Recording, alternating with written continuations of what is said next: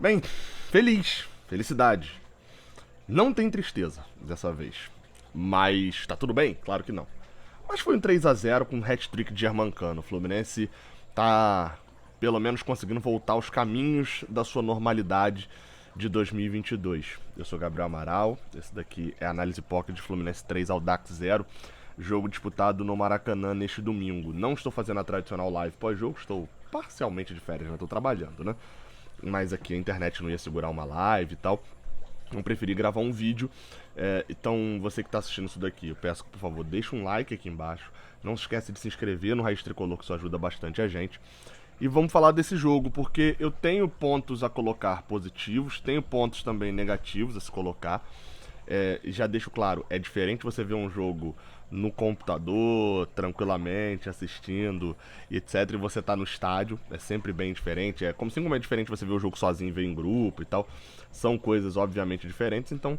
E às vezes eu tenho um olhar e vocês têm outro também, por isso eu quero te ouvir na caixinha de comentários aqui embaixo. Vamos lá, tá? A gente não pode ignorar de que Germancano fez um hat-trick, de que é ótimo tê-lo de volta e de que é importantíssimo que o Fluminense tenha voltado a vencer. Não dá pra ignorar o medo, o cagaço da gente ser eliminado na primeira fase do Campeonato Carioca. Isso realmente aconteceu. Então assim, a gente tinha que ficar preocupado mesmo com essa possível eliminação. Com a vitória do Fluminense contra o Audax, a gente meio que se garante ali em quarto lugar, né? Mas ainda, obviamente, dependendo de, por exemplo, o Vasco não ganhar os 2 jogos que faltam pra ele, terça-feira contra o Nova Iguaçu, e ganhar o jogo que falta atrasado contra o Botafogo. Enfim, pelo menos a gente vai se mantendo ali em cima nessa disputa. A derrota contra o Volta Redonda afetou muito. Mas falando do jogo de hoje, especificamente do jogo de hoje, eu vou ter um ponto aí que talvez eu vá divergir de algumas análises. Eu nem sei porque eu não olhei rede social, não vi nada. Mas que é a seguinte questão. O início do jogo de hoje foi bom, foi em cima do adversário. Só que vindo pra cá no avião eu consegui rever até a parada técnica do jogo contra o Volta Redonda. Peguei ali o arquivo do jogo e fui rever. E. Cara, é muito parecido. É muito parecido. A conclusão que eu cheguei foi o seguinte: o gol de Germancano acontece com 9 minutos, né, que eu vou comentar já já. Se aquela cabeçada de Manuel entra no ângulo contra o Volta Redonda, talvez a gente tivesse outro jogo. Óbvio, o Volta Redonda é melhor do que o Dax.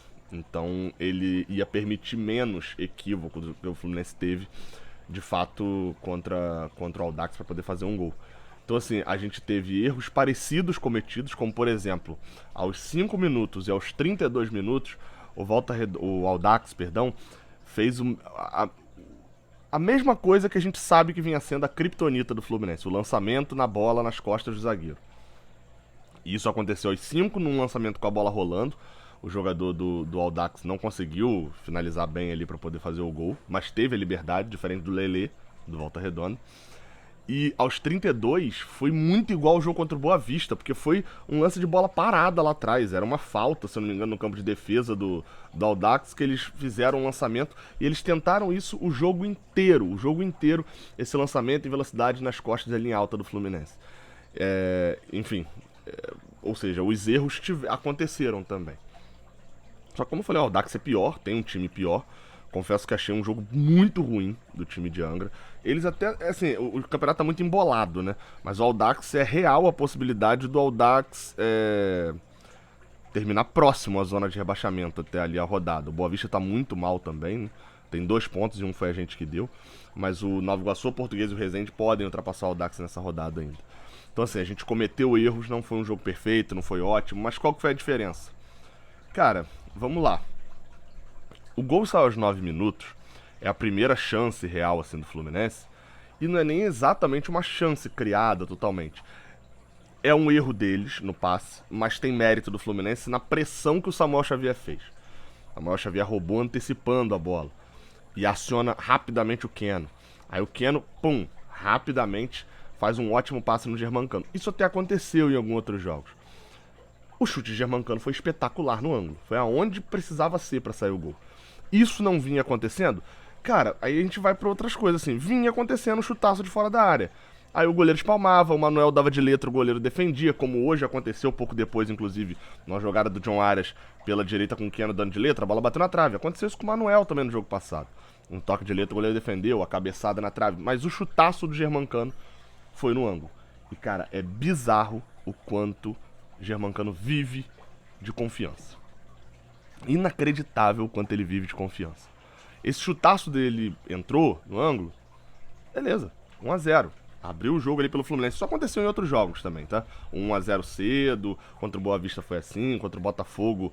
Contra o Botafogo não, perdão, contra o Resende também foi mais ou menos assim, também 1-0 no primeiro tempo. A gente faz 1-0 contra o Nova Iguaçu também no primeiro tempo. Tem mais um. Contra o Madureira também foi exatamente assim, um gol também com 10 minutos de jogo. O Fluminense abria o placar, chegou a abrir o placar algumas vezes, mas dessa vez foi golaço, um gol bonito, assim como contra o Nova Iguaçu, né? Mas dessa vez um gol mais construído, com um senso ali de que tinha alguma evolução. Eu gostei desse primeiro tempo do Fluminense, porque o gol saiu e o Fluminense mesmo assim continuou em cima. A gente viu esse lance que eu falei da letra de Keno na trave. A gente viu um outro lance que a gente já viu acontecer algumas vezes, que é o Samuel Xavier no John Arias.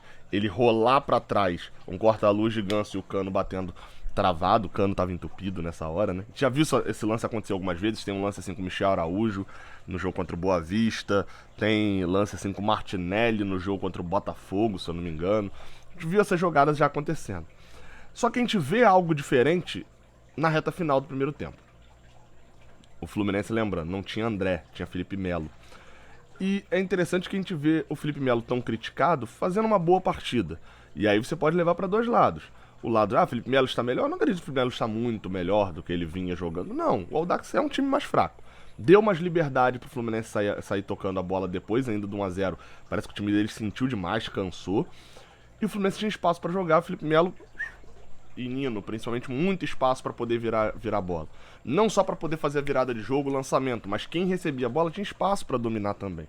O 1-0 cedo foi importante para o Fluminense não ficar nervoso e para o Audax ter saído um pouco pro jogo, onde claramente não tinha qualidade, não estava preparado para isso.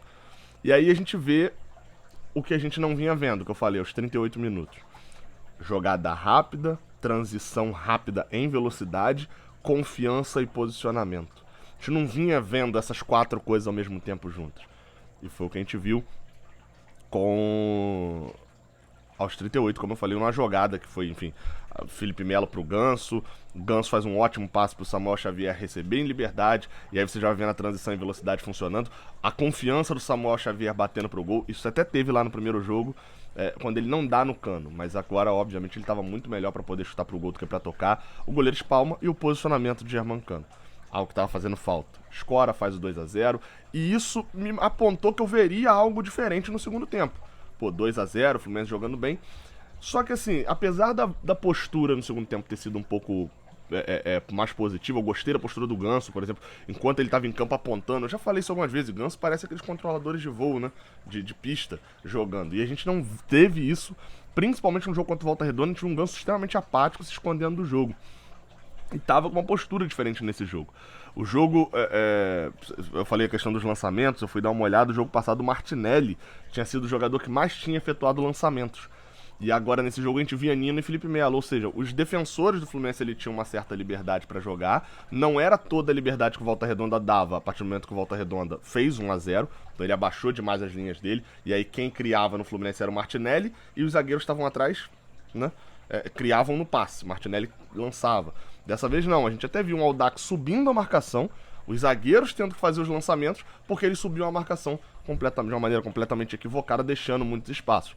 Por isso a gente viu Keno participando bastante do jogo no primeiro tempo, John Arias recebendo lançamentos, viu o time do Fluminense jogando no campo do Audax com mais facilidade.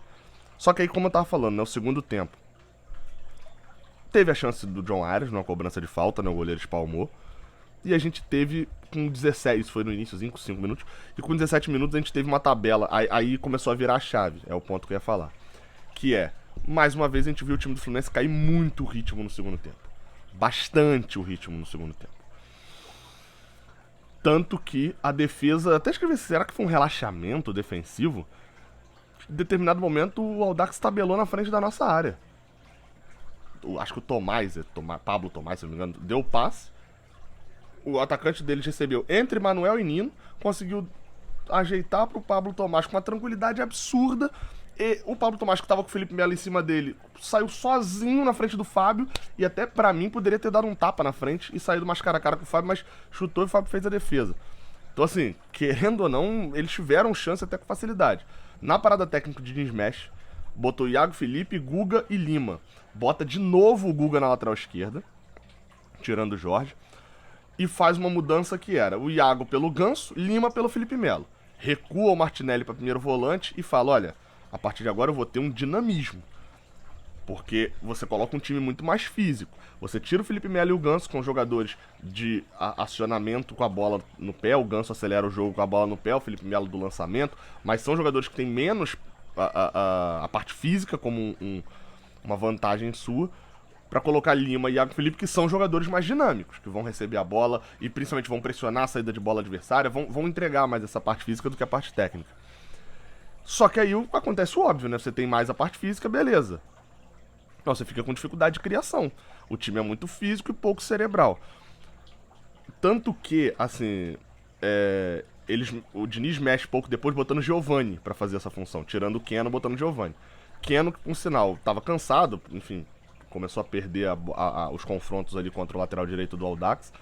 Mas mais assim, uma partida boa do Keno, ok, fez um ótimo primeiro tempo, seguido de um segundo tempo em que a gente nem lembra que ele estava em campo. Isso deve ter acontecido em todos os jogos em que Keno foi escalado como titular, assim, ele sumiu no segundo tempo, todas as vezes, ele sumiu. E isso, eu não sei se é uma questão física, não sei se é uma questão mental, realmente não tenho a resposta, mas isso tem acontecido. E o pior é que em alguns casos eu até vi ele meio que se escondendo do jogo, mas em outros casos não. Por exemplo, no jogo de hoje ele dominou, foi pra cima, mas não funcionou. E aí, enfim, o Diniz coloca o Giovani. E aí, nesse momento, o time do Fluminense fica com uma criação um pouquinho até melhor ali, com o Giovani caindo dos dois lados, junto com o John Arias, se movimenta até mais do que o Ganso, e municiando o ataque com o Iago Felipe aberto na esquerda, meio que a posição que o Keno fazia. O Fluminense tem até uma chance, mesmo a jogada, o John Arias consegue, costurando até a linha de fundo, tocar pra trás, o Samuel Xavier bateu travado, isso sempre acontece, é uma jogada que acontece muito no Fluminense. E aí o Diniz, com 40, ele faz uma mexida que é tirar o Samuel Xavier e colocar o Alan, botar o Martinelli pra lateral direita. E aí o Fluminense termina o jogo sem nenhum canhoto no time e com os dois laterais improvisados. Um era um volante na lateral, o outro era um lateral direito na lateral esquerda. E com dois centroavantes. O time parecia num desenho de um 4-4-2 ali a princípio, né? Com os 4 defensores, ainda tinha Lima, Iago Felipe, Giovani e John Arias. Mas na verdade o desenho era o Iago Felipe aberto pela esquerda, o Lima fazendo a saída de bola e Giovani e Arias caindo de acordo com o lado que o Fluminense atacaria. E o Fluminense focou mais do lado esquerdo. Foi até engraçado que no primeiro lance do Martinelli como lateral, ele já estava mais cansado, e eu não entendi porque o Diniz fez isso. Teve um contra-ataque do Audax que eles deram muito mole, porque tipo, era 3 contra 1 praticamente do Audax, e o cidadão lá tentou um cruzamento que o Fábio conseguiu fazer a defesa, tava chegando nas costas do Martinelli, o jogador do Audax, pra poder fazer o gol. Porque óbvio, o Martinelli tava cansado pra jogar lateral. Mas o Audax bem incompetente pra poder concluir as jogadas. Enfim, no final das contas, o 2-0, ele seria um resultado que o torcedor ia com uma sensação de um segundo tempo, como a gente saiu do Maracanã no jogo contra o Nova Iguaçu, por exemplo, que foi 1-0, o segundo tempo não foi muito bom, moroso, o Audax teve mais chance do que a gente, naquele jogo Nova Iguaçu teve mais chances de empatar do que a gente fazer o segundo, e uma sensação de, cara, beleza, o Audax é fraco, a gente venceu, ótimo que voltamos a fazer o L, 2 gols de Cano, o time deu uma melhorada no segundo tempo, mas de novo morreu no segundo. O 3-0 dá um boost de ânimo, né? Mesmo que seja uma jogada que, novamente, é John Arias fazendo a jogada pra Cano fazendo o gol. Mas a gente vê o envolvimento do Giovani. No início da jogada teve participação do Iago Felipe, que não entrou bem. Mas, mais uma vez, eu não gosto dessa posição que o Diniz coloca o Iago Felipe. Prefiro ele fazendo o trabalho sujo no meio de campo do que ele mais aberto, jogando mais à frente. Pra mim não funciona. Teve participação do Guga também na jogada do gol. E isso dá uma moral, óbvio. Um hat-trick de Germancano. Isso tem que ser valorizado. E claro, a gente como torcida também é ótimo, no sentido de que o Fluminense passa a ter o seu artilheiro de volta, e o segundo tempo que parecia meio talvez até alguns aí que estejam assistindo, que tá assistindo no dia seguinte ou depois, que tava no Maracanã, fala, pô, não, Gabriel, tava animadão na torcida e tal. É o que eu falei, né, lá no início, divisões de jogo diferentes, né?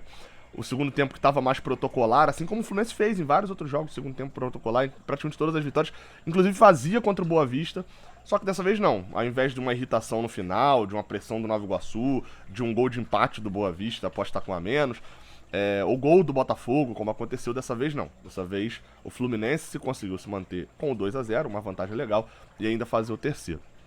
O Fluminense de Fernando Diniz, pra fechar, ele é um time do risco. Eu falo isso já há um bom tempo, assim, sobre Fernando Diniz, que ele é um treinador que arrisca muito. Pra jogar, pressionar e encantar, e no final das contas ganhar, ele vai se expor. É aquilo que eu sempre falo, ele tem 10 moedinhas pra poder jogar. Se o treinador adversário faz 6 e 4, ele 6 pro ataque e 4 pra defesa, o Fluminense ele bota 9 no ataque e 1 pra defesa. Você fala, exatamente. Porque ele acredita muito que o ataque vai participar da parte defensiva e de que a parte defensiva tem função ofensiva. Ele mistura tudo. E ele se expõe. E aí, são vários elementos que compõem um jogo de futebol, né? Técnica, tática, intelectual, psicológica, física. Se um elemento desse tá mal, essa exposição que o Fernando Diniz torna o time dele vai ficar amplificada já. Se vários estão mal, todo mundo percebe, fica nítido e o Fluminense é uma peneira. E por que eu tô falando isso? Porque se você pegar aí a parte física, era um problema criticado do Fluminense nos jogos contra o Botafogo, contra o Volta Redonda. Voltou a treinar tarde, time tá lento, tá devagar. Isso tende a melhorar com o tempo. Tem um elogio que ninguém se lesiona no Fluminense. Ninguém se lesiona. Talvez um ou outro ele se lesione, mas por pancada, não por questão muscular e etc. A tendência a melhorar. Vai prejudicar o início da temporada, mas com a volta, né, agora de semanas inteiras de treinamento, o time consegue se equilibrar mais fisicamente. O entrosamento. Mas é o mesmo time do ano passado. Mais variações, jogadas. Até o próprio perfil do jogador muda um pouco. No ano passado a gente tinha o Matheus Martins como Coringa, esse ano a gente não tem ainda, a gente vai ter o Guga. Isso vai mudar o perfil do time. Então isso vinha sendo um problema também em alguns jogos. Problema técnico. A gente viu alguns erros bobos. É óbvio que o mais claro exemplo é o pênalti de Calegari contra o Botafogo, que obviamente muda o jogo. Um erro bobo de comando, mas um erro bobo técnico também. O Calegari perdeu um pênalti. Todo jogador de futebol tem a obrigação de fazer o gol de pênalti, né? A obrigação é sempre do jogador, seja ele batedor ou não, ele tem a obrigação de fazer. Então isso também prejudicou. A gente poderia ter ganhado o Botafogo. Se o Calegari faz o gol de pênalti, provavelmente a gente ganharia o jogo. E isso foi um problema. Isso expôs mais o time. O adversário de qualidade. Aí você vai falar, Gabriel, mas é Campeonato Carioca. O Audax é muito pior do que o Botafogo e Volta Redonda. Não é pouco, né? Muito pior do que o Botafogo e Volta Redonda. Mas ganhou o Botafogo. Aquele Botafogo também, né? São outras situações, um time pior pode ganhar o time melhor. Mas a gente enfrentou dois adversários que são um pouquinho mais chatos. Obrigação de ganhar? Temos. Mas são um pouquinho mais chatos que tinha hoje contra o Audax. E por último, o ambiente. É fato que o segundo tempo do jogo contra o Botafogo e o jogo contra o Volta Redonda foram afetados pelo ambiente do pênalti. No momento da adversidade, volta todos os problemas que, segundo o Eduardo Barros, já tínhamos colocado uma coisa que por cima ele fala, já viramos a página, né? Talvez já tivessem virado a página, mas no momento que o Fluminense toma 1-0 do Volta Redonda e o jogo não consegue encaixar, aí o Ganso fica emburrado, começa a se esconder do jogo, aí o John Arias fica nervoso e tenta resolver, o Cano corre demais, corre errado e começa a se cansar, aí você vê um André que quer resolver na frente e deixa espaço, isso tudo começa a afetar.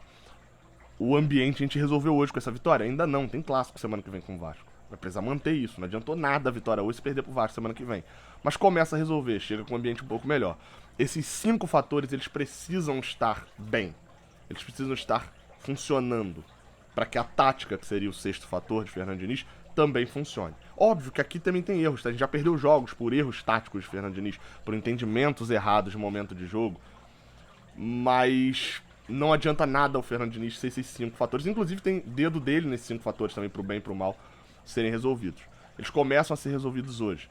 O time precisa se expor menos. Se expôs ainda, eu falei, foram pelo menos 2, 3 chances do Audax com bastante liberdade, quase fazendo gol. Não fizeram porque são ruins. Tem falta de qualidade no time deles. Já no caso do Fluminense, resta a gente ver uma boa vitória contra o Vasco, diminuindo cada vez mais esses problemas e, claro, deixando a gente feliz no domingo que vem. Tamo junto, até a próxima. Valeu.